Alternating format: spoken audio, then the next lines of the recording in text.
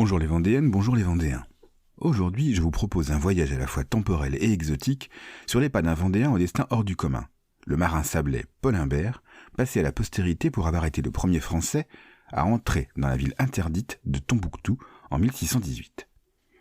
Comment cet ancien capitaine de Morutier s'est-il retrouvé dans une expédition au cœur du Sahara? Je vous raconte tout ça. Paul Imbert est né vers 1580 dans une famille de pêcheurs bas-poitevins. On ne parle pas de Vendéens à l'époque. La plupart des récits que j'ai pu lire disent qu'il serait originaire des Sables d'Olonne, d'autres évoquent Croix-de-Vie, rien n'est sûr. Ce qui est certain, c'est qu'à 25 ans, le jeune homme est devenu pilote et capitaine de navire.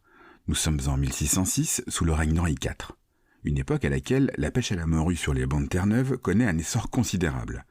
Elle voit les pêcheurs sablais partir chaque année plusieurs mois, de février à juin, le voyage de Prime, puis d'août à décembre, le voyage de Tard. À n'en point douter, Paul participe à plusieurs expéditions. Toutefois, en ce début du XVIe siècle, on retrouve également nos pêcheurs vendéens au large de la péninsule ibérique et du Maroc. Ils passent régulièrement le détroit de Gibraltar pour pêcher en Méditerranée. Tout se passe sans problème jusqu'en 1609, date à laquelle la couronne espagnole décide d'expulser plusieurs milliers de morisques, les descendants des populations musulmanes converties de force au christianisme 100 ans plus tôt. Nombre d'entre eux s'installent alors au Maroc et se reconvertissent dans la piraterie. Ils s'en prennent alors sans distinction aux navires de pêche et de commerce. L'une des activités les plus lucratives de ces pirates, barbaresques, est la demande de rançon pour les captifs les plus riches et la vente comme esclaves des autres. Les plus actifs sont les pirates de Salé, près de Rabat, qui, à l'instar des Européens de l'île de la Tortue, finiront par créer une véritable république de pirates, la République de Bourgreg.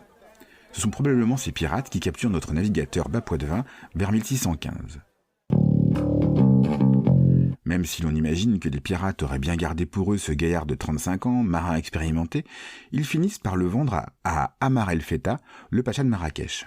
Cet eunuque d'origine portugaise, devenu haut dignitaire marocain, a tout de suite compris que les connaissances en navigation de Paul Imbert pouvaient lui être précieuses. Le sultan du Maroc, Moulay Zidane, vient en effet de lui confier la responsabilité d'une expédition à destination de Tombouctou, conquise par les troupes marocaines quelques années plus tôt. Un voyage de plus de 1700 km à travers le désert. Les pistes sont inexistantes. La boussole, le compas et les astres sont les seuls moyens de se repérer. Paul est l'homme de la situation.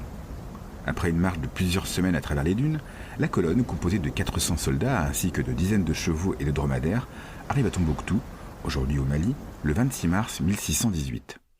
Il est le premier Français à entrer dans la cité sacrée, interdite aux non-musulmans sauf quand ils sont esclaves, et donc considérés comme une marchandise. Il faudra attendre plus de 200 ans et le voyage de René Caillé, un autre aventurier aux origines vendéennes, pour voir l'un de nos compatriotes percer les mystères de la ville. Paul y reste une dizaine de semaines avant d'entreprendre le voyage du retour qui durera 2 mois. Et après, plus de nouvelles pendant 10 ans. On sait juste qu'en 1628, il refuse de se convertir à l'islam et reçoit 3 coups d'épée. Cet attachement à la foi catholique lui a probablement coûté une belle carrière dans les sphères du pouvoir marocain. On l'a vu avec le pacha de Marrakech, les esclaves de talent pouvaient en effet accéder à des postes importants. En 1630, il entre en contact avec le chevalier de Razilly, dont l'escadre mouille dans la rade de Safi.